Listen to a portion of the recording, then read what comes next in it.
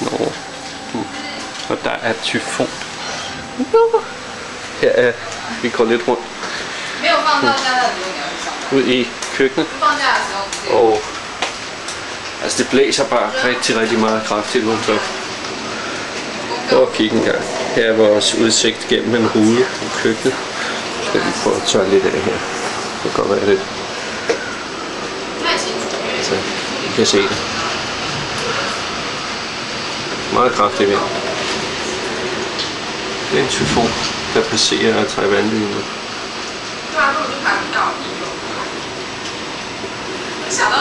Foreløbig så er strømmen ikke gået her. Det er den mange andre steder. Jeg kan godt se, at det er meget kraftigt det her. Hvis man sådan åbner ruden en lille smule, så bliver det helt vildt. Nej, det skal man ikke gøre nu. Simpelthen. Eller hvad? Like.